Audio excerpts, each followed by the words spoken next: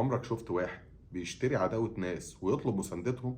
البجاحة اللي في مسؤولين بيراميدز دي ما وردتش على حد في الدنيا. سنة 82 جمهور الأهلي والزمالك والمصري والإسماعيلي وكل جمهور الكرة في مصر كان بيساند فريق اسمه المقاولين العرب، فريق شركة، فريق استثماري، ولكنه كان كل الناس في ظهره. عمرك ما شفت جمهور ضد فريق المقاولين، عمرك ما شفت جمهور مش زعلان ان المقاولين نزل درجه تانية، عمرك ما شفت جمهور بيتمنى هزيمه المقاولين. ليه كل ده؟ لانه كان مستثمر بحقه حقيقي. مستثمر بحقه حقيقي يعني ايه؟ يعني ما انشأش نادي عند في نادي تاني.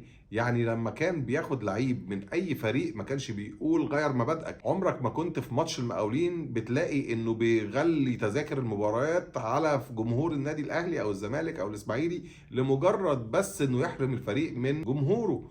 كل ده وعايزني اشجع بيراميدز؟ اشجع بيراميدز باماره ايه؟ اشجع بيراميدز اللي كان بيقول ما تاجلش اي مباراه للنادي الاهلي وما تدلوش مساحات زمنيه تخليه مرتاح في مواجهاته الافريقيه وانا ماليش دعوه، وهو بيمثل نفسه دلوقتي بقى بيمثل مصر. انا بقول لك بيراميدز بيمثل مصر، والمقاولين كان بيمثل مصر زي ما الاهلي والزمالك والاسماعيلي كانوا بيمثلوا مصر. لكن الفكره هنا انك انت بتلعب بالالفاظ مع جمهور ما بينساش. جمهور النادي الاهلي ميزته انه ما بينساش، وما عندوش حاجه اغلى من النادي الاهلي. فانت لما تحب تلعب لعبه زي دي ما تلعبهاش مع جمهور الاهلي. جمهور الاهلي بيقول لك عيش يا حبيبي، عايز تاخد بطوله افريقيه عيش وابدا بقى نافس الفرق اللي قدك. انا كده كده 12 بطوله.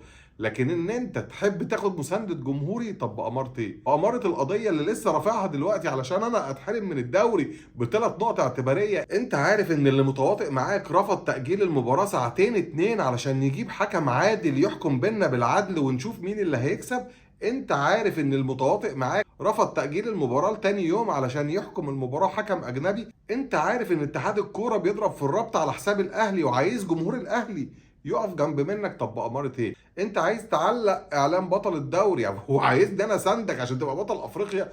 انت جايب الثقة في نفسك دي منين؟ جايب البجاحة دي منين؟ النادي الاهلي جمهوره ما بيشجعش غير النادي الاهلي. انت بتمثل مصر، ربنا يوفقك، بس مش هتلاقي في ظهرك جمهور الاهلي.